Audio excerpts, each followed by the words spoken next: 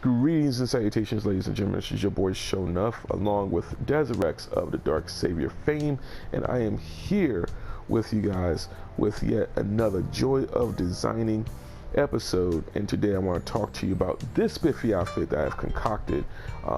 It's been inspired from that of the character Karai of Teenage Mutant Ninja Turtles. And if you don't know who the character is, just look her up on Google. Since she has been featured in a slew of the TMNT products, from CGI, from the 3D CGI film to cartoons, to even the live action. And she'll be featured in the sequel of the 2014 Teenage Mutant Ninja Turtles movie, with Out of the Shadows, which will be coming out, I think, in 2016. Yeah, actually this year of June of 2016. So with that being said, yep. So, So with that being said, I want to go ahead and go over with this outfit. Now, I was really just kind of pondering on what I really wanted to create, and I was like, you know what? I wanted to kind of harken on, creating a female Shredder. Then,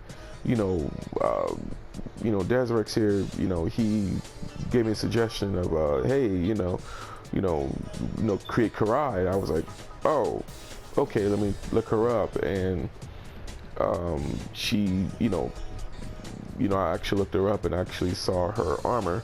And she has a little bit, she has two types of styles. One is more slightly old school, while the other is more high tech. So I really wanted to kind of focus on a high tech version of her, but really kind of retain some of that ninja-esque feel that she has in her old school armor, or rather her old school garb, of her ninja garb that she has. So because she's actually, in the actual story, she's placed very high in the ranks of the Foot Clan, and she's neither related to Shredder or Splinter at all.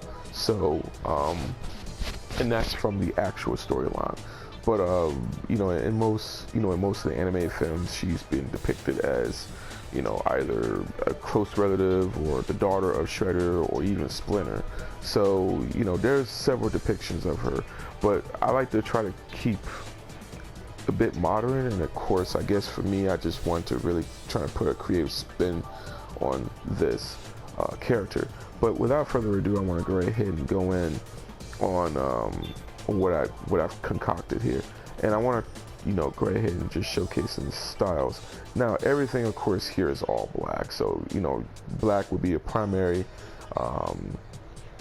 even though that this silver here, or rather, silver is is more of the trim. I actually made that as a secondary because because of course red, it just didn't really mesh very well with the with the style I really want to come off with. So skin, you can either create your black, Asian, white. It doesn't really matter what color it is, as long as that you're having fun. That's cool. Eyes, I basically put it green, and for the hair, it's kind of like a bit of a soot gray, or like a charcoal gray. And for makeup, you can put it red. Seems like you can't get the red strip in it. I think in some interpretations, you have like the front bit of the hair is bright red. Yep. Yeah, she does. Yeah, she does have a little bit of a dye red. I guess I wanted to have like a color flow, so that's why I kept it, a bit of that color, because I wanted to kind of, on her hair color, to retain that hair color that she has now, because I wanted to kind of keep a color flow, because DCUO, until the 4th color palette comes out, the colors in this game, it depending on the shadow and the lighting and things like that, you have to really be careful on how you color your stuff, and it's just really ridiculous, because it wouldn't. Yeah. Oh, you're cool, man. I mean, what I'm saying? It's just, but in any event, just a long story short, I want to give you guys a bit of a rundown. So for the eyes, I basically make it green because that was just one of the things I saw. And what I did like about her style, As of course it's a bit high tech, but at the same time I wanted to, again, create, basically keep that ninja garb-esque style that she had going on. So what I did was, for the face, it was recommended by Desirex to use the gas ventilator, because I did want to have a mask for her. And then next I wanted to I'm still kind of finicky on whether or not if I should go for an accessory. But for shoulders, again, if well, I don't think you're really familiar because I didn't really feature it in one of my joy designing videos, so I'm gonna check that. So I'll be able to do it pretty soon. But the Viking shoulders is absolutely one of the most versatile shoulder styles for females, and that's one I normally use in almost everything, in anything. But you can use the Furious shoulder pads if you wish, but I chose the Viking for more of a sleeker look.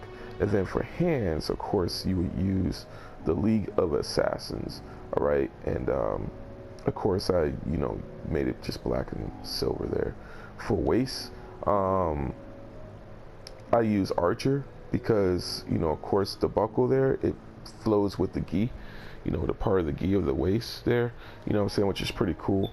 And for the feet, I use League of Assassins as well. And of course, there's two different types of League of Assassins. One, it says League of Assassins boots, and the other is just normal League of Assassins.